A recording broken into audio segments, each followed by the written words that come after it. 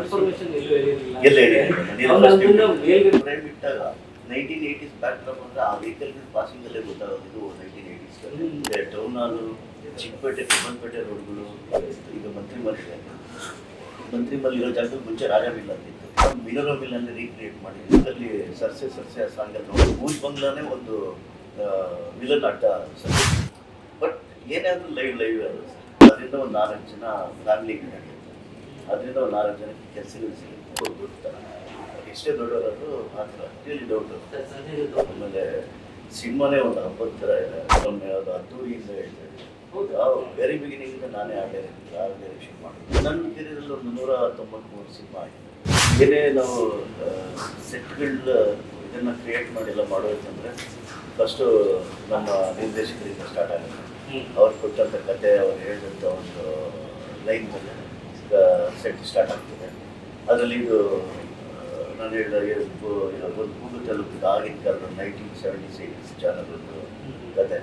ಆ ಕಥೆನಲ್ಲಿ ನಡೆಯುವಂಥ ಒಂದು ಸತ್ಯ ಘಟನೆ ಇದು, ಅಂದರೆ ನಿಜವಾಗ್ಲೂ ನಡೆದಿರೋಂಥ ಟ್ರೂ ಸ್ಟೋರಿ ಮೇಲೆ ಬೇಸ್ ಮಾಡಿ ಸಿನಿಮ್ಯಾಟಿಕ್ ಏನು ಬೇಕೋ ಆ ಥರ ಇದು ಮಾಡ್ಕೊಂಡು ಮಾಡಿದ್ದಾರೆ ಸರ್.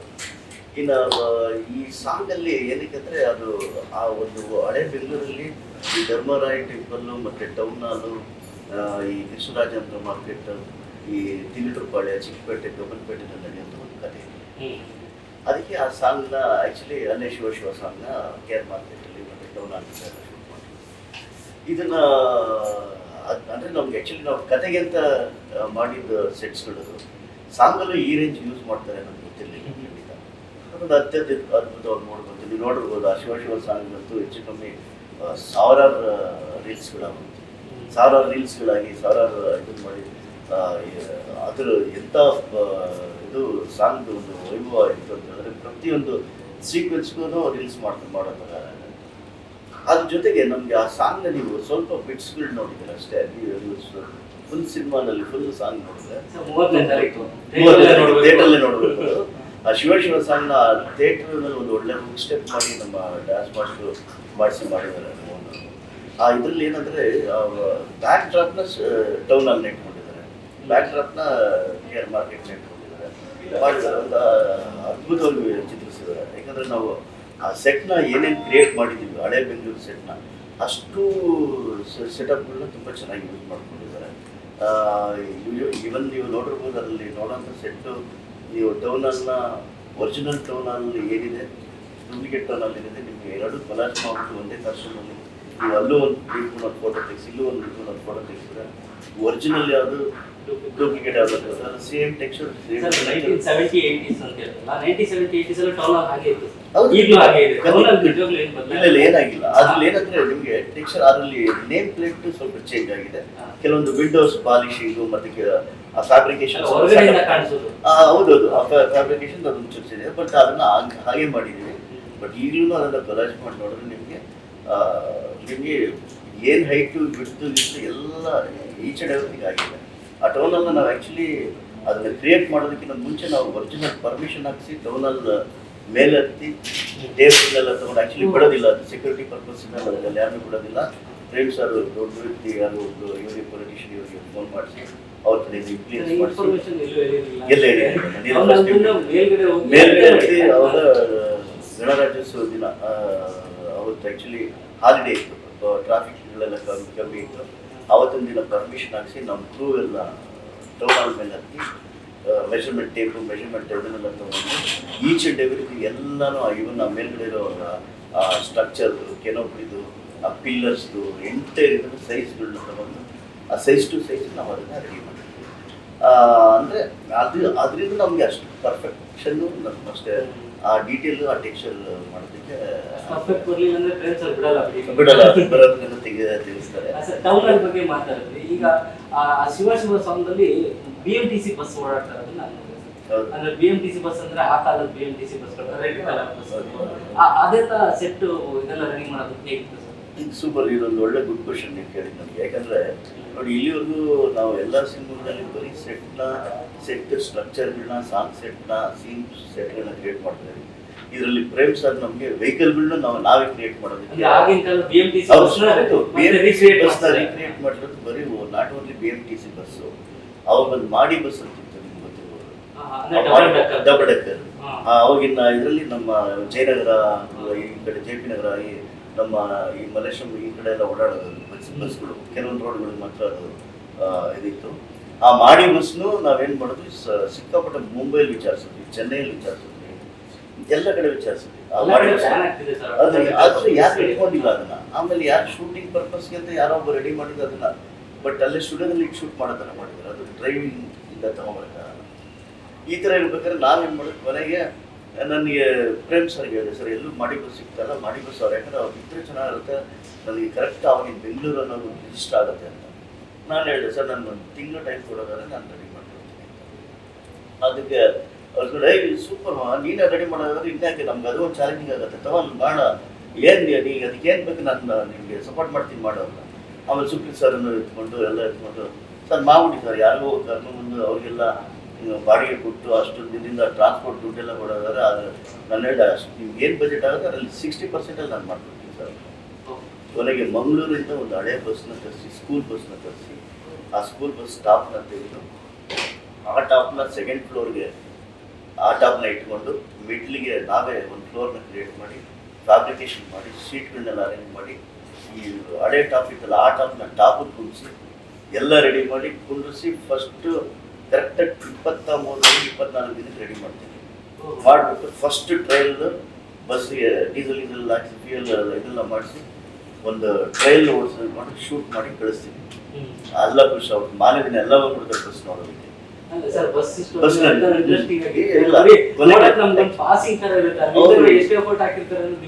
ಒರಿಜಿನಲ್ ಲೈವ್ ಗಾಡಿ ಓಡ ಬಸ್ ತಂದಿದ್ದು ಅದ್ರ ಮೇಲೆ ಇಟ್ಬಿಟ್ಟು ಎಲ್ಲ ರೆಡಿ ಮಾಡಿ ಬಸ್. ಯಾಕಂದ್ರೆ ಓಡ ಬಸ್ ತಂದಿದ್ದೀವಿ, ನಾವು ತಂದಿರೋದು ಸಿಂಗಲ್ ಫ್ಲೋರ್ ಬಸ್, ಒಂದು ಇದು ಓಕೆ. ಅದನ್ನ ಡಬಲ್ ಇದು ಮಾಡಿದಾಗ ಬ್ಯಾಲೆನ್ಸಿಂಗ್ ಆಗ್ಬೇಕಲ್ಲ ನಿಮ್ಗೆ. ಏನಂದ್ರೆ ಆ ಬಸ್ ಬ್ಯಾಲೆನ್ಸಿಂಗ್ ಆಗ್ಬೇಕು ಅಂತ ಹೇಳಿದ್ರೆ ನಿಮ್ಗೆ ಈಗ ತಿರುಗಿಸಿದಾಗ ಹಿಂಗೆ ಬೀಳ್ಬೋದು. ತಿರ್ಗಿ ಅದಕ್ಕೆ ಟೆಕ್ನಿಕಲ್ ಆಗಿ ನಾವೆಲ್ಲ ಬಿಲ್ಡರ್ಗಳ ಹತ್ರ ಡಿಸ್ಕಷನ್ ಮಾಡಿ ಅದಕ್ಕೆ ಏನು ಅಂತೇಳಿ ಅದಕ್ಕೆಲ್ಲ ಒಂದು ಸ್ವಲ್ಪ ಕೆಲಸ ಮಾಡಿ ಅದನ್ನ ಸಪೋರ್ಟ್ ಕೊಟ್ಟು ಎಲ್ಲ ಮಾಡಿ ಓಡಿಸಿದ್ವಿ ಬಸ್. ನಮ್ಮ ಸಿನಿಮಾದಲ್ಲಿ ಗೊತ್ತಲ್ಲ ನಿಮಗೆ, ಒನ್ ಮೋರ್ ಅಂದರೆ ಎಲ್ಲಿಂದ ಬಂದು ಬಸ್ ಅಲ್ಲಿಗೆ ರಿವರ್ಸ್ ಹೋಗ್ಬೇಕು, ತಿರ್ಗಾ ಬರ್ಬೇಕು, ರಿವರ್ಸ್ ಹೋಗ್ಬೇಕು, ತಿರ್ಗಾ ಬರ್ಬೇಕು. ಈಗ ಸಾಕಷ್ಟು ಟೈಮ್ ಇರಬೇಕು. ಆ ಥರ ಮಾಡೆಲ್ಲ ರೆಡಿ ಮಾಡಿ ಮಾಲೆಲ್ಲ ನೋಡಿ ಬಸ್ಸೆಲ್ಲ ರೆಡಿ ಆದಮೇಲೆ ಶೂಟ್ ಆದಮೇಲೆ ನಮ್ಮ ಸುಪ್ರೀತ್ ಸರ್ ಒಂದು ಮಾತು ಹೇಳ್ತಾರೆ, ಈ ಸೆಟ್ ಇದೇ ಸೆಟ್ಟಲ್ಲಿ ಎಲ್ಲ ಆದಮೇಲೆ ಎಂಟೈರ್ ಮೀಡಿಯಾದವ್ರನ್ನ ಕರೆಸಿ ನಾವು ಹಾಕಿರೋ ಸೆಟ್ನ ಮಾಡಿ ಬಸ್ನಲ್ಲಿ ಒಂದು ರೌಂಡ್ ಹೊಡೆದು ಇಂಟರ್ವ್ಯೂ ಮಾಡೋಣ ಅಂತ. ಬಟ್ ಅದಕ್ಕೆ ಕಾರಣಾಂತರದಿಂದ ಆಗಲಿಲ್ಲ, ಯಾಕಂದರೆ ಗ್ಯಾಪ್ ತುಂಬ ಆಗೋಯ್ತು, ಹಂಗಾಗಿ ಇದಾಯಿತು. ಅದೊಂದು ಆ ಥರ ವೆಹಿಕಲ್ಸ್ಗಳನ್ನ ಸಾಕಷ್ಟು ರೆಡಿ ಮಾಡಿದ್ದೀವಿ, ಕೆಲವೊಂದು ಹುಡುಕಿ ತಂದಿದ್ದೀವಿ, ಸುಮಾರು ಈ ಥರದ್ದು. ಈಗ ಬಸ್ ಬಗ್ಗೆ ಮಾತಾಡಿದ್ವಿ, ಕೆಲವು ಕಾರ್ಗಳು ಕೂಡ ಆಗಿನ ಕಾಲದಲ್ಲಿ ಕಾರ್ಗಳಲ್ಲಿ ಎಂಟ್ರಿ ಕೊಡೋದೆಲ್ಲ ಇದೆ. ಆ ಕಾರ್ಗಳು ಆ ವೆಹಿಕಲ್ಸ್ನೆಲ್ಲ ಅರೇಂಜ್ ಮಾಡೋದಕ್ಕೆ ಹೇಗೆ? ಇಲ್ಲ, ಅದನ್ನ ನಮ್ಮ ಎಕ್ಸಿಕ್ಯೂಟಿವ್ ಪ್ರೊಡ್ಯೂಸರ್ ನವೀನ್ ಸರ್ ಮತ್ತು ಹರೀಶ್ ಪ್ರದೀಪ್ ಅಂತ ಒಬ್ಬ ಹುಡುಗ ಇದ್ದ, ಅವನ್ನ ಇಟ್ಕೊಂಡು ಸಾಕಷ್ಟು ಕಡೆ ಇನ್ನೇನು ಸಿಗುತ್ತೆ, ತುಂಬ ಕಡೆ ಹುಡುಗಿಸಿ. ಕೆಲವು ಕಡೆ ಮುಂಬೈಯಿಂದ ತರಿಸಿದ್ದಾರೆ, ಕೆಲವೊಂದು ಚೆನ್ನೈ, ಆಮೇಲೆ ಮೈಸೂರು ಹಳೆ ಇದರಲ್ಲಿ ಯಾರನ್ನೆಲ್ಲ ಹಿಡಿದು ಅದು ಏನು ನಾಟಿಗಳು ಓನ್ಲಿ ಅಂಬಾಸ್ಡರ್ ಕಾರು ಮತ್ತು ಕಾರುಗಳಷ್ಟೇ ಅಲ್ಲದೆ ಅವಾಗಿನ ರಾಜದೂತು, SD, ಜಾವ ಬೈಕ್ಗಳು ಹೇಳ್ತಾ ಇದ್ದೀವಿ, ಲೂನಾ, ಆಮೇಲೆ ಈ ಥರದ ವೆಹಿಕಲ್ಗಳೆಲ್ಲ ಒಂದಷ್ಟು ಕಲೆಕ್ಷನ್ ಮಾಡಿ ತರಿಸಿ ಮಾಡಿದೆ. ಯಾಕಂದರೆ ನಿಮ್ಗೆ ಆ್ಯಕ್ಚುಲಿ ಫ್ರೇಮ್ ಇಟ್ಟಾಗ 1980s ಬ್ಯಾಕ್ ಡ್ರಾಪ್ ಅಂದರೆ ಆ ವೆಹಿಕಲ್ಗಳು ಪಾಸಿಂಗಲ್ಲೇ ಗೊತ್ತಾಗೋದು ಇದು 1980s. ತುಂಬ ಸಪೋರ್ಟಿವ್ ಆಗಿ ನಮ್ಮ ಸೆಟ್ ಜೊತೆ ಸಪೋರ್ಟಿವ್ ಕ್ಯಾರೆಕ್ಟರ್ ಅಂತ ಹೇಳಿದ್ರೆ ಆ ವೆಹಿಕಲ್ಸ್ ಈ ಥರ ಅದನ್ನು ಸಾಕಷ್ಟು ಎಲ್ಲ ಮಾಡಿ ತರಿಸಿದ್ದು.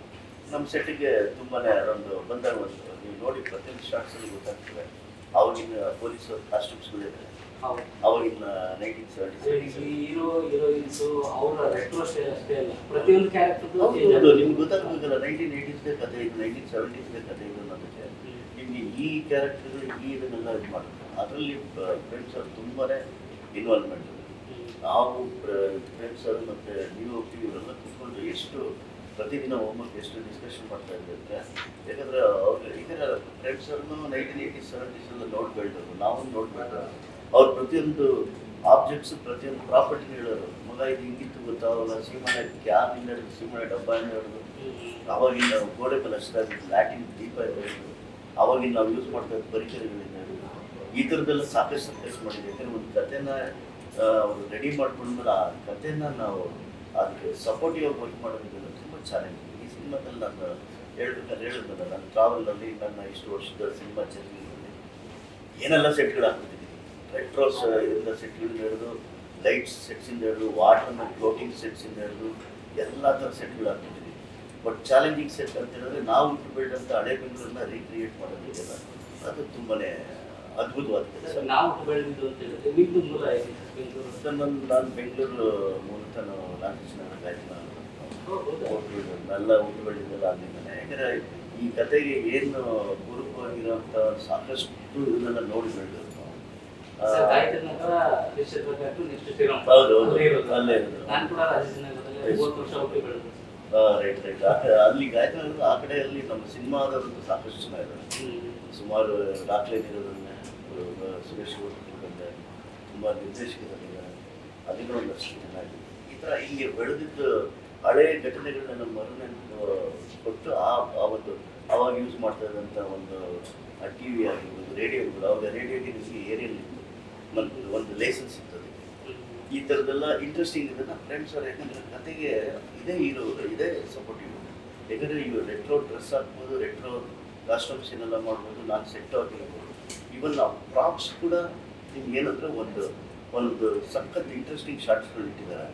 ಪ್ರೇಮ್ ಸರ್ ಸಜೆಷನಲ್ಲಿ 4 ರೌಂಡಲ್ಲಿ ಹಳೆ ರೇಡಿಯೋ ಆಡ್ತಾ ಇರುತ್ತೆ, ಇದರಿಂದ ಶಾರ್ಟ್ ಓಪನ್ ಆಗುತ್ತೆ. ಅವಾಗ ಅದರಲ್ಲಿ ನಿಮ್ಗೆ ಗೊತ್ತಾಗುತ್ತೆ. ಆಮೇಲೆ ಅವತ್ತಿನ ಹೋಟೆಲ್ ಸಿಗ್ತಾ ನಿಮಗೆ ಟೀ ಗ್ಲಾಸ್ಗಳು ಬರೀ ಇವಾಗ ಸಿಗುವಂಥ ಹೋಟ್ಲಲ್ಲಿ ಗ್ಲಾಸ್ಗಳು, ಆವಾಗಿನ ಕಾಫಿ ಕಪ್ಗಳು ಇರ್ತದೆ. ಈ ಥರ ಸಣ್ಣ ತುಂಬ ವರ್ಕ್ ಮಾಡಿಸ್ಕೊಳ್ತಾರೆ ಸರ್. ಹಾಗಾಗಿ ಈ ಸಿನಿಮಾ ನನಗೆ ಎಲ್ಲ ಸಿನಿಮಾದ ಸೆಟ್ಗಳಿಗೆ ಕಂಪೇರ್ ಮಾಡಿದಾಗ ಇದು ಒಂದು ಹಳೆ ಯುಗದ ಒಂದು ಸೆಟ್ನ ತಿರ್ಗಾ ನಮಗೆ ಚೈಲ್ಡ್ಹುಡ್ ಸೆಟ್ನ ತಿರ್ಗಾ ನಾವು ರೀಕ್ರಿಯೇಟ್ ಮಾಡಿ ನೋಡಿದಂಗೆ ಬ್ಯೂಟಿಫುಲ್ ಸರ್, ಮೆಮೊರೀಸ್ ಬ್ಯೂಟಿಫುಲ್ ಆಗಿದೆ ಸರ್. ಟೋಟಲ್ ಈಗ 3D ಸಿನಿಮಾ ಟ್ರೈಲರು ಟೀಸರ್ ಎಲ್ಲ ನಾವು ನೋಡಿದಾಗ ಸೆಟ್ಟೇ ಅದ್ಭುತವಾಗಿ ಕಾಣಿಸುತ್ತೆ, ಒಂದಕ್ಕಿಂತ ಒಂದು ಡಿಫ್ರೆಂಟ್ ಆಗಿ. ಟೋಟಲ್ ಎಷ್ಟು ಸೆಟ್ಸ್ಗಳು ಎಲ್ಲ ಹಾಕಿದ್ರು ಅಂತ ಒಂದು ಕರೆಕ್ಟ್ ಮಾಹಿತಿ ಕೊಡ್ಬೋದು? ಖಂಡಿತ ಸರ್. ಇದು ಆ್ಯಕ್ಚುಲಿ ಸೆಟ್ಸ್ಗಳು ಲೆಕ್ಕ ತೊಗೊಂಡು ನೀವು ಸಿನಿಮಾದಲ್ಲಿ 98-99% ಎಲ್ಲ ಸೆಟ್ಟಲ್ಲೇ ಶೂಟ್ ಮಾಡ್ತಾರೆ. ಹೆಚ್ಚು ಕಮ್ಮಿ ಒಂದು 15-18 ಸೆಟ್ಗಳನ್ನ ಕ್ರಿಯೇಟ್ ಮಾಡಿ, ಒಂದು 18 ಎಕರೆಲ್ಲಿ ಕ್ರಿಯೇಟ್ ಮಾಡಿರೋದು ಕೃಷ್ಣರಾಜೇಂದ್ರ ಮಾರ್ಕೆಟು, ಮತ್ತು ಟೌನ್ ಹಾಲು, ಚಿಕ್ಕಪೇಟೆ ತಿಮ್ಮನಪೇಟೆ ರೋಡ್ಗಳು, ಆಮೇಲೆ ಮೈಸೂರು ಫ್ಯಾಕ್ಟ್ರಿ, ಹಳೆ ಶಿವಾಜಿ ಟ್ಯಾಕೀಸ್ ನೀವು ನೋಡ್ತಿರ್ತೀರ ಟೌನ್ ಹಾಲ್ ಮುಂದೆಗಡೆ, ಆ ಹಳೆ ಶಿವಾಜಿ ಟ್ಯಾಕೀಸ್ ಕ್ರಿಯೇಟ್ ಮಾಡಿದ್ದೀವಿ. ಅದಲ್ಲದೆ ಹೊರಗಡೆ ಬಂದರೆ ಗಡಿ ರೂಮ್ನ ಕ್ರಿಯೇಟ್ ಮಾಡಿದ್ದೀವಿ, ಆಗಿನ ಕಾಲದ ಗಡಿ ರೂಮ್. ಆಮೇಲೆ ಕಬಡ್ಡಿ ಫ್ಲೋರ್ ಕ್ರಿಯೇಟ್ ಮಾಡಿದ್ದೀವಿ. ಮತ್ತು ರಾಜ ಮಿಲ್ ಅಂತ ಒಂದು ಈಗ ಮಂತ್ರಿ ಮಲ್ ಇರೋ ಜಾಗದಲ್ಲಿ ಮುಂಚೆ ರಾಜ ಮಿಲ್ ಅಂತಿತ್ತು. ಆ ರಾಜ ಮಿಲ್ ಅನ್ನೋ ಫ್ಯಾಕ್ಟ್ರಿನ ಮಿನರೋ ಮಿಲ್ಲಲ್ಲಿ ರೀಕ್ರಿಯೇಟ್ ಮಾಡಿದ್ದೀವಿ. ಗಂಧಕಡ್ಡಿ ಫ್ಯಾಕ್ಟ್ರಿ ಕ್ರಿಯೇಟ್ ಮಾಡಿದ್ದೀವಿ. ಪೊಲೀಸ್ ಸ್ಟೇಷನ್ ಇದೆ. ಈ ಥರ ಒಂದಕ್ಕಿಂತ ಒಂದೊಂದಕ್ಕಿಂತ. ಅದಲ್ಲದೆ ಇವ್ರು ನೀವು ಸಾಂಗಲ್ಲಿ ಸರ್ಸೆ ಆ ಸಾಂಗಲ್ಲಿ ನೋಡಿರ್ಬೇಕು. ಅದನ್ನ ಬೂಜ್ ಬಂಗ್ಲಾನೇ ಒಂದು ವಿಲನ್ ಅಡ್ಡ, ಸಂಜಯ್ ದತ್ ಸರ್ ಅಡ್ಡನ ಕ್ರಿಯೇಟ್ ಮಾಡಿದ್ದೀವಿ. ಸಾಕಷ್ಟು ನನಗೆ ಗೊತ್ತಿರೋ ಸೆಟ್ಸ್ಗೆ ಮೋರ್ ದನ್ 30 crores ಸಿನಿಮಾದಲ್ಲಿ ಇನ್ವೆಸ್ಟ್ ಆಗಿದೆ. ಆದರೆ ಅಷ್ಟು ಅದ್ಭುತವಾದ, ಯಾಕಂದರೆ ಯಾವುದಂದ್ರೂ ನಾವು ಇರೋ ಲೈಫ್ ಸೆಟ್ಟಲ್ಲಿ ಶೂಟ್ ಮಾಡೋಕ್ಕಾಗಲ್ಲ. ಯಾಕಂದರೆ ಇದು 70s ಒಂದು ಹಳೆ ಒಂದು ಕತೆ. ಆ ಕತೆ ಅಲ್ಲಿ ಇರಬೇಕು ಅಂತಂದ್ರೆ ನಾವು ಆವಾಗ ರೀಕ್ರಿಯೇಟ್ ಮಾಡಲೇಬೇಕು. ಆ ಥರ ಇದರಲ್ಲಿ ಪ್ರತಿಯೊಂದು ಫ್ರೇಮಲ್ಲೂ ಅದ್ಭುತವಾದ ಒಂದು ಸೆಟ್ಗಳು. ಯಾಕಂದರೆ ಪ್ರೇಮ್ ಸರ್ ನಿಮ್ಗೆ ಗೊತ್ತಿರ್ಬೋದು, ಅವ್ರ ಕಥೆನ ಎಳಿಬೇಕಾದ್ರೆ ಅವರು ತುಂಬ ಎಷ್ಟು ಇನ್ವಾಲ್ವ್ ಆಗ್ತಾರೆ ಹೆಂಗೆ ಅಂತ. ಅವರು ಯಾಕಂದರೆ ನಮಗೆ ಕತೆ ಹೇಳ್ಬೇಕಾದ್ರೆ ಪ್ರತಿಯೊಂದು ಸಲನೂ ನಮಗೆ, ಯಾಕಂದರೆ ಅಷ್ಟು ಡೀಟೇಲಿಂಗ್ ಆಗಿ ಅಷ್ಟು ಇದ್ರಾಗಿ ಕೊಟ್ಟಿರ್ತಾರೆ. ಆಮೇಲೆ ಪ್ರತಿಯೊಂದು ಪ್ರಾಪ್ಸ್ನ ನಮ್ಗಳನ್ನ ಫಾಲೋ ಮಾಡೋಕ್ಕೆ ಡೈರೆಕ್ಷನ್ ಡಿಪಾರ್ಟ್ಮೆಂಟಲ್ಲಿ ಒಂದಷ್ಟು ಜನ ಕೊಟ್ಟಿರ್ತಾರೆ. ಆಮೇಲೆ ಅದಕ್ಕೊಂದು ರೆಫರೆನ್ಸ್ಗಳು ಕೊಡ್ತಾರೆ. ಬಟ್ ತುಂಬ ಡೀಟೇಲಾಗಿ ವರ್ಕ್ ಮಾಡ್ತೀವಿ, ತುಂಬ ಸೆಟ್ಸ್ಗಳು.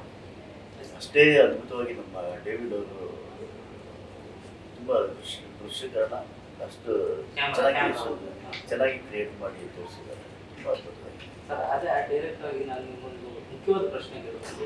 ಈಗ ಸೆಟ್ ಹಾಕಿ ಶೂಟ್ ಮಾಡೋದು ಒಂದು, ಈಗ ಗ್ರೀನ್ ಮ್ಯಾಟು ಬ್ಲೂ ಮ್ಯಾಟು ಅದಾಕಿ ಶೂಟ್ ಮಾಡೋದು ಇಷ್ಟು ಕ್ವಾಲಿಟಿ ಕೊಡೋಕ್ಕೆ ಸಾಧ್ಯ ಇಲ್ಲ. ಆರ್ಟ್ ಡೈರೆಕ್ಟರ್ ಆಗಿ ನಾನು ಹೇಳೋದು ಏನಂದರೆ, ಕ್ರಿಯೇಟ್ ಮಾಡೋಂಥ ಸೆಟ್ಗಳು ಯಾವುದಾದ್ರೂ ಹೊರಗಿನ ನೇಚರು, ಅದೆಲ್ಲ ವರ್ಕೌಟ್ ಆಗ್ತದೆ. ಅದೆಲ್ಲ ಯಾವುದು ಸಿನಿಮಾ CG ಏನು ಮಾಡ್ತೀವಿ, ಗ್ರೀನ್ ಮ್ಯಾಟ್ ಇರೋದು. ಬಟ್ ಕೆಲವೊಂದು ಸೆಟ್ನ ಈಗ ಮಾಡ್ತಾರೆ. ಆ್ಯಕ್ಚುಲಿ ಕೆಲವೊಂದು ಸಿನಿಮಾಟೋಗ್ರಫಿನಲ್ಲಿ CG ಮಾಡೋವಂಥ ಒಂದು ಟೀಮ್ಗಳಿದ್ದಾರೆ. ನಾವೇನು ಆಫ್ ಸೆಟ್ ಹಾಕ್ತೀವಿ ಅದನ್ನು ಅವರು ನೆಕ್ಸ್ಟ್ ಡೆವಲಪ್ ಮಾಡ್ತಾರೆ. ಅದನ್ನು ರೆಂಟ್ರಿಂಗ್ ಮೇಲೆ ಡಿಪೆಂಡ್ ಆಗುತ್ತೆ, ಅವ್ರು ಯಾವ ಥರ ಇದನ್ನು ಮಾಡ್ತಾರೆ ಏನಂತ. ನನಗೆ ಗೊತ್ತಾದಾಗೆ ಕೆಲವೊಂದು ಸೆಟ್ಟು ಬ್ಲೂ ಮ್ಯಾಟಿಗೆ ಬೇಕಾಗಿರೋಂಥ ಸೆಟ್ಸ್ಗಳಿವೆ. ಇನ್ನು ಕೆಲವೊಂದು ನಿಮ್ಗೆ ಯಾಕಂದ್ರೆ ತುಂಬ ಸೀನ್ಸ್ಗಳಿದ್ದು, ತುಂಬ ಫ್ರೇಮ್ಗಳಿದ್ದು, ತುಂಬ ಇದು ಒಳಗೆ ಹೊರಗೆಲ್ಲ ಇದ್ದಾಗ ನಿಮಗೆ ಖಂಡಿತ ಸೆಟ್ಸ್ಗಳೇ ಇಂಪಾರ್ಟೆಂಟ್ ಸರ್. ಯಾಕಂದರೆ ನೀವು ಸೀಸನಲ್ಲಿ ಏನೇ ಕ್ರಿಯೇಟ್ ಮಾಡ್ಬೋದು, ಏನೇ ಮಾಡ್ಬೋದು, ನಿಮಗೆ ಒಂದು ಸ್ಟಡಿ ಶಾರ್ಟ್ಸ್ ಇದ್ದಾಗ ಹಿಂದೆ ಸೈಡು ಅದೆಲ್ಲ ಎಲಿವೇಷನ್ಸ್ನ ಕ್ರಿಯೇಟ್ ಮಾಡ್ಬೋದು. ಬಟ್ ಟ್ರಾವೆಲಿಂಗ್ ಶಾರ್ಟ್ಸು ನೀವು ಅದು ಒಳಗಡೆ ಎಲ್ಲ ಇದು ಮಾಡ್ತೀರಾ ಅಂತ ಹೇಳಿದ್ರೆ ಪ್ರತಿಯೊಂದು, ಯಾಕಂದರೆ ಎವ್ರಿ ಫ್ರೇಮ್ ನೀವು ಸಿ ಜಿ ಮಾಡ್ತಾ ಹೋಗ್ಬೇಕು. ಬಜೆಟ್ ವೈಸ್ ನೀವು ತೊಗೊಂಡಾಗ ನಿಮ್ಗೆ ಅದಕ್ಕೂ ಇದಕ್ಕೂ ತುಂಬ ಡಿಫ್ರೆನ್ಸ್ ಏನು ಬರೋಲ್ಲ. ಬಟ್ ಇದೇನಂದ್ರೆ ಈಗ ಟೈಮ್ ಸೇವ್ ಆಗುತ್ತೆ. ಇವ್ರು ಆಮೇಲೆ ಪೋಸ್ಟ್ ಪ್ರೊಡಕ್ಷನ್ ಟೈಮಲ್ಲಿ ಅದು ಟೈಮ್ ತುಂಬ ತೊಗೊಳ್ಳೋದು. ಬಟ್ ಏನಾದರೂ ಲೈವ್ ಅದು ಸರ್. ಯಾಕೆಂದರೆ ಈ ಒಂದು ಸೆಟ್ಟಿಂದ ಏನಂದರೆ ನಾನೊಂದು ಟೆಕ್ನಿಕಲ್ ಆಗಿ ಯೂಸ್ ಮಾಡಬೇಕು, ಟೆಕ್ನಿಕಲ್ ಆಗಿ ಹೇಳಬೇಕು ಅಂದರೆ ಅದರಿಂದ ಒಂದು 4 ಜನ ಫ್ಯಾಮಿಲಿಗೆ ನಡೆಯುತ್ತೆ, ಅದರಿಂದ ಒಂದು 4 ಜನಕ್ಕೆ ಕೆಲಸಗಳು ಸಿಗುತ್ತೆ. ಈಗ ಇದನ್ನೇ ಸಿನಿಮಾನೇ ನಂಬಿಕೊಂಡಿರುವಂಥ ಟೆಕ್ನಿಷಿಯನ್ಸು, ಇವನ್ ಕಾರ್ಪೆಂಟರ್ಸು, ಪೇಂಟರ್ಸು, ಹೆಲ್ಪರ್ಸು, ಆರ್ಟಿಸ್ಟ್ಗಳು, ಇವ್ರಿಗೆಲ್ಲ ಅದು ಸಪೋರ್ಟಿವ್ ಆಗಿರ್ತದೆ. ಅಂದರೆ ಇದಾವೆ ಸಿ ಜಿನಲ್ಲಿ ಏನಂದರೆ ಎಲ್ಲ ರೀಕ್ರಿಯೇಟ್ ಆಗುತ್ತೆ. ಆ ಥರ ಬೆಟ್ರ್ ಅಂದರೆ ನನಗೆ ಗೊತ್ತಿರೋಂಗೆ ಈಚ್ ಆ್ಯಂಡ್ ಎವ್ರಿಥಿಂಗ್ ಡೀಟೇಲಿಂಗ್ ಮತ್ತು ಎಲ್ಲನೂ ನೀವು ಫ್ರಂಟ್ ಟು ಫ್ರಂಟ್ ತೆಗೆಯೋದಕ್ಕೆ ಬೆಟರ್. ಬ್ಯೂಟಿಫುಲ್ ಸೆಟ್ಟೇ CG. ಸರ್, ಈಗ Sanjay Dutt character is different character ಹೇಳಿ. ಅವ್ರಿಗೆ ಸೆಟ್ಟರ್ಸು ಅವ್ರ ಸೆಟ್ಟಲ್ಲಿ ಹೇಗಿರ್ತೀವಿ ಸರ್ ಸಂಜಯ್ ದತ್? ರಿಯಲಿ ನಾವು ಅವ್ರನ್ನ ಚಿಕ್ಕ ಹುಡುಗರಿಂದ ನೋಡ್ಕೊಂಡು ಬೆಳೆದಿರೋದು ನಾವು. ಕಳ್ಳನಾಯ್ತು ಮತ್ತು ಆ ಥರ ತುಂಬ ಡೌನ್ ಟು ಅರ್ತ್. ಅವ್ರು ಆ್ಯಕ್ಚುಲಿ ಫ್ರೆಂಡ್ಸ್ ಹೇಳಿದ್ದಾರೆ ಏನು ಅವ್ರಿಗೆ 1 more ಟೇಕ್ ಅದೆಲ್ಲ ಏನಿಲ್ಲ. ಯಾಕಂದರೆ ಅಕ್ಕಪಕ್ಕ ಏನಾದರೂ ಮಿಸ್ಟೇಕ್ ಮಾಡಿದ್ರೆ ಮಾತ್ರ ಅದು 1 more, ಇಲ್ಲಾಂದರೆ ಇಲ್ಲ. ಅದು ಫ್ರೆಂಡ್ಸ್ ಅವ್ರಿಗೆ ಗೊತ್ತಲ್ಲ, ಯಾರಿಗೆ ಹೆಂಗೆ ಎಂಜಾಯ್ ಮಾಡ್ತಾ ಶಾರ್ಟ್ ತೆಗೆಯೋದು. ಅವ್ರು ಹೆಂಗೆ ಕ್ಲೋಸ್ ಆಗ್ಬಿಟ್ರೆ ಅಂದರೆ ಸಂಜಯ್ ದತ್ ಸರ್ ಹೇಳಿ ಅವರು ಬಂದು ಸೆಟ್ಟಲ್ಲಿ ಕುತ್ಕೊಂಡ್ರೆ ಕ್ಯಾರನ್ಗೆ ಹೋಗ್ತಾ ಇರಲಿಲ್ಲ. ಮಧ್ಯಾಹ್ನ ಊಟಕ್ಕೆ ಕ್ಯಾರನ್ ಹೋಗ್ತಾರೆ. ಯೂಶಲಾಗಿ ಅವ್ರ ಶಾರ್ಟ್ಸ್ ಇಲ್ಲದೆ ಇದ್ದಾಗ ಬೇರೆ ಶಾರ್ಟ್ಸ್ ಇದ್ದಾಗ ಏನು ಮಾಡ್ತಾರೆ, ಕ್ಯಾರನ್ ಹೋಗಿ ರಿಲ್ಯಾಕ್ಸ್ ಮಾಡ್ತಾರೆ. ಬಟ್ ಇವರು ಲಂಚ್ ಟೈಮ್ವರೆಗೂ ಹೋಗ್ತಾನೆ ಇರಲಿಲ್ಲ. ಆ ಥರ ಮಾಡಿದ್ದಾರೆ. ಬಟ್ ನಾವು ಚಿಕ್ಕದ್ರಿಂದ ನೋಡಿ ಬೆಳೆದಿರೋದ್ರಿಂದ ಅವ್ರು ಆಮೇಲೆ ನಾವು ಎಲ್ಲ ನೋಡಿದ್ವಿ. ಅಷ್ಟು ಡೌಟ್ ಅವ್ರನ್ನ ಆಮೇಲೆ ನಮ್ಮನ್ನೆಲ್ಲ ನೀಟಾಗಿ ಮಾತಾಡಿಸಿ ನಾವು ರೆಸ್ ಮಾಡಿ ಎಷ್ಟು ವರ್ಷದಿಂದ ಆಮೇಲೆ ಅವರೊಂದು ಹಿಂದಿ ಆರ್ಟ್ ಡೈರೆಕ್ಟರ್ ಒಬ್ಬರು, ಹಳೆ ಆರ್ಟ್ ಡೈರೆಕ್ಟರ್ ಬಗ್ಗೆ ಎಲ್ಲ ನಮ್ಮ ಜೊತೆ ಡಿಸ್ಕಷನ್ ಮಾಡಿ ಸುಪ್ರೀತ್ ಸರ್ ಕರ್ಕೊಂಡೋಗಿ, ಸರ್ ಇಲ್ಲಿ ನಮ್ಮ ಇಂಡಸ್ಟ್ರಿಯವರು ಈ ಥರ ಏನೇನು ಸಾಲ್ಟ್ಸ್ ಅಂತ ಇಂಟ್ರೊಡ್ಯೂಸ್ ಮಾಡ್ತಾರೆ. ಸುಮಾರು ಸಾಕಷ್ಟು ಈ ಜನರಲ್ಲಾಗಿ ಏನು ಇಂಟ್ರೊಡ್ಯೂಸ್ ಮಾಡೋ ಆರ್ಟ್ ಡೈರೆಕ್ಟರ್ ಓಕೆ ಅಂತೇಳಿ ಒಂದು ಹ್ಯಾಂಡ್ ನೋಡ್ಕೊಂಡು ಸುಮ್ಮನೆ ಆಗ್ಬಿಟ್ಟು ಅವ್ರು ಆಗಿರಲಿಲ್ಲ. ಒಂದು 20 ನಿಮಿಷ ನಮ್ಮ ಡಿಸ್ಕಷನ್ ಮಾಡೋಣ. ಅದು ಅವ್ರು ದೊಡ್ಡ ಥರ ಎಷ್ಟೇ ದೊಡ್ಡವರಾದ್ರು ಆ ಥರ ರಿಯಲಿ ದೊಡ್ಡ. ಸಂಜಯ್ ದತ್ ಒಬ್ಬರೇ ಸಿನಿಮಾದಲ್ಲಿ ಶಿಲ್ಪಾ ಶೆಟ್ಟಿ ಅವರಿದ್ದಾರೆ, ನೋರಾಪತಿ ಸಾಂಗ್ ಇದೆ, ರಮೇಶ್ ಸರ್ ಇದ್ದಾರೆ, ರವಿಚಂದ್ರನ್ ಸರ್ ಇದ್ದಾರೆ. ಸೊ ಇಷ್ಟು ಲಾಂಗ್ ದೊಡ್ಡ ಸ್ಟಾರ್ ಕ್ಯಾಸ್ಟ್ ಸರ್. ಅದನ್ನೆಲ್ಲ ನೋಡಿದಾಗ ಹೆಂಗನ್ಸುತ್ತೆ ಸರ್ ಸಿನಿಮಾ ಹೀಗೆ? ಸರ್ ಸಿನಿಮಾ ಬಗ್ಗೆ ಮಾತಾಡೋದಂತ ಹೆಚ್ಚು ಕಮ್ಮಿ ಇಡೀ ದಿನ ಸಾಕಾಗಲ್ಲ. ಯಾಕಂದರೆ ಆರ್ಟಿಸ್ಟ್ಗಳು ಸಂಭ್ರಮ ಅಂತ ಇದೆ. ಆಮೇಲೆ ಸಿನಿಮಾನೇ ಒಂದು ಹಬ್ಬದ ಥರ ಇದೆ. ಆಮೇಲೆ ಕಥೆನೂ ಅಷ್ಟೇ ತುಂಬ ಚೆನ್ನಾಗಿದೆ. ಆಮೇಲೆ ಪ್ರೇಮ್ ಸರ್ ಅವರು ಎವ್ರಿ ಫ್ರೇಮಿಕ್ಸ್ ಬಗ್ಗೆ ನಾವು ಹೇಳೋದಿಲ್ಲ. ಆಮೇಲೆ ಎಲ್ಲ ಆರ್ಟಿಸ್ಟ್ಗಳ ಕ್ಯಾರೆಕ್ಟರ್ ಇಂಪ್ರೂವೈಸಸ್ ಇದೆಯಲ್ಲ. ರವಿ ಸರ್ ಕ್ಯಾರೆಕ್ಟರ್ ನೀವು ಇವತ್ತಲ್ಲೂ ನೋಡಲ್ಲ ಆ ಥರ ಇದೆ. ಶಿಲ್ಪಾ ಶೆಟ್ಟಿ ಅವ್ರ ಕ್ಯಾರೆಕ್ಟರ್ ಇವತ್ತಲ್ಲೂ ನಾವೇನೋ ಸತ್ಯವತಿ ಕ್ಯಾರೆಕ್ಟರ್ ನೋಡಿಲ್ಲ. ಆಮೇಲೆ ಇವರು ರಮೇಶ್ ಅರವಿಂದ್ ಅವ್ರದ್ದು ಅಷ್ಟೇ ಹೀರೋಯಿಂದ ಆಗಲಿ, ಹೀರೋನಂತ ನೀವು ಆ್ಯಕ್ಚುಲಿ ಪ್ರೀವಿಯಸ್ ಸಿನಿಮಾದಲ್ಲಿ ನೋಡಿದ್ದೀವಿ. ಆ ಥರ ಅಷ್ಟೇ ಇನ್ನೋಸೆಂಟ್, ಅಷ್ಟೇ ವೈಲ್ಡ್ ಆಗ್ತದೆ. ಆ ಥರ ಎಕ್ಸ್ಟ್ರಾರ್ನರಿ ಮಾಡಬೇಕು ಸರ್. ಯಾಕಂದರೆ ಆರ್ಟಿಸ್ಟ್ಗಳ ಬಗ್ಗೆ ಮಾತಾಡೋಷ್ಟು ದೊಡ್ಡವರಲ್ಲ ನಾವು ಹೇಳೋದು. ಏನಾರ ಅದು ಟೆಕ್ನಿಷಿಯನ್ಗೆ ಹೇಳ್ಬೇಕಂದ್ರೆ ನಾವು ಎಲ್ಲ ಅದು ಪ್ರೇಮ್ ಸರ್ ಸಿನಿಮಾದಲ್ಲಿ ಪ್ರೇಮ್ ಸರ್ ಕಥೆನಲ್ಲಿ ಅವ್ರ ಡೈಲಾಗ್ಗಳ ಜೊತೆ ಅವ್ರ ಅಭಿನಯ ಅಂತಂದರೆ ನಾವು ಹೇಳಂಗಿಲ್ಲ, ಮಾತಾಡೋಂಗಿಲ್ಲ. ಸರ್, ಈಗ ಕೇಳಿ ಅಂದರೆ ಕಾಳಿದಾಸ, ಧ್ರುವ ಸರ್ಜಾ ಅವರು ನೀವು ಸೆಟ್ಟಲ್ಲಿ ನೋಡೋದು ಹೇಗೆ ಸರ್? ಧ್ರುವ ಸರ್ಜಾ ಅವ್ರದ್ದು ಸುಮಾರು ಆಲ್ಮೋಸ್ಟ್ ಎಲ್ಲೋ 1-2 ಸಿನಿಮಾ ಏನೋ ಬಿಟ್ಟರೆ ಎಲ್ಲ ಸಿನಿಮಾನು ನಾನೇ ಅವ್ರ ಆಲ್ಮೋಸ್ಟ್ ಸಿನಿಮಾದ ನಾನೇ ಫ್ರಮ್ ಯಾವುದು ಅದ್ದೂರಿಯಿಂದ ಹೇಳ್ತಾ ಇದ್ದೆ. ಹೌದು, ವೆರಿ ಬಿಗಿನಿಂಗಿಂದ ನಾನೇ ಆ ಡೈರೆಕ್ಷನ್ ಮಾಡಿದ್ದು. ನನ್ನ ಕೆರಿಯರಲ್ಲಿ ಒಂದು 193 ಸಿನಿಮಾ ಆಗಿದೆ. 193 ಟಾಕ್ಸಿಕ್ 193 ಹೌದು ಕೆವಿ ಪ್ರೊಡಕ್ಷನ್ಸ್ ಅದಕ್ಕೆ ಅದು 193 ಸಿನಿಮಾದಲ್ಲಿ ಮಾಡಿದ್ದು. ಎಲ್ಲ ಹೀರೋಗಳ ಜೊತೆ ವರ್ಕ್ ಮಾಡಿದ್ವಿ. ಎಲ್ಲ ಅವರಿಂದ ದೊಡ್ಡದೇ ಇದೆ, ತುಂಬ ದೊಡ್ಡದೇ ಇದೆ. ಆ ಥರ ಹೇಳ್ಬೇಕಂದ್ರೆ ನಮ್ಮ ಹೀರೋ ಬಂದು ಧ್ರುವ ಸರ್ ಅವತ್ತಿಂದನೂ ಅಷ್ಟೇ ನಮ್ಮ ಹತ್ರ ಎಲ್ಲ ತುಂಬ ಫ್ರೆಂಡ್ಲಿ ಆಗಿರ್ತಾರೆ. ತುಂಬ ಆಮೇಲೆ ಸೆಟ್ಸ್ ಬಗ್ಗೆ ಡಿಸ್ಕಷನ್ ಮಾಡ್ತಾರೆ. ಇದಾಕಡೆ ಹೆಂಗಿರುತ್ತೆ, ಇದು ಹೆಂಗಿರುತ್ತೆ, ನಾನು ಹೆಂಗೆ ಆಗಿ ಅಂತೆಲ್ಲ ಹೇಳ್ತಾರೆ. ನಾನು ಎಕ್ಸ್ಪ್ಲೇನ್ ಮಾಡ್ತೀನಿ. ಸರ್, ಧ್ರುವ ಅವ್ರಿಗೆ ಸೆಟ್ ಆಗ್ಬೇಕು ಅಂದರೆ ಅವ್ರದ್ದು ಡ್ಯಾನ್ಸು ಆಗಿರಬೇಕು, ಆ್ಯಕ್ಷನ್ಗೂ ಚೆನ್ನಾಗಿರ್ಬೇಕು. ಅವ್ರಿಗೆ ಏನಂದರೆ ಅವ್ರಿಗೆ ಎಲ್ಲದಕ್ಕೂ ಸೆಟ್ಸ್ ಸಪೋರ್ಟಿವ್ ಆಗಿರುತ್ತೆ. ಬಟ್ ಅವ್ರು ಯಾಕಂದ್ರೆ ಅಷ್ಟು ಡೆಡಿಕೇಶನ್ ಹಂಗೆ ಇದೆ ಅವ್ರಿಗೆ ಆ್ಯಕ್ಟಿಂಗಲ್ಲಿ ಇರೋದೇ ಬೇಕಾಗಿಲ್ಲ. ಆ ಥರ ತುಂಬ ಫ್ರೆಂಡ್ಲಿ ಆಗಿರ್ತಾರೆ. ಅವ್ರೂ ಅಷ್ಟೇ ನಾವೆಲ್ಲ ಯಾಕಂದರೆ ಅವಾಗಿಂದ ತುಂಬ ವೆರಿ ಬಿಗಿನಿಂಗಿಂದ ಕ್ಲೋಸ್, ಹಂಗಾಗಿ ಫ್ರೆಂಡ್ಲಿ ಆಗಿರ್ತಾರೆ. ಆಮೇಲೆ ಪ್ರತಿಯೊಂದು ಅವರು ಸೆಟ್ ಹೆಂಗೆ ಆಗ್ತೀರಾ, ಏನಾಗ್ತೀರಾ, ಅದು ಹೆಂಗಿರುತ್ತೆ, ನಂದು ಕ್ಯಾರೆಕ್ಟರ್ ಇದ್ರ ಮುಂದೆ ಹೆಂಗಿರುತ್ತೆ, ಈ ಥರದ್ದೆಲ್ಲ ಕೆಲವೊಂದು ಡಿಸ್ಕಷನ್ ಆಗಿದೆ.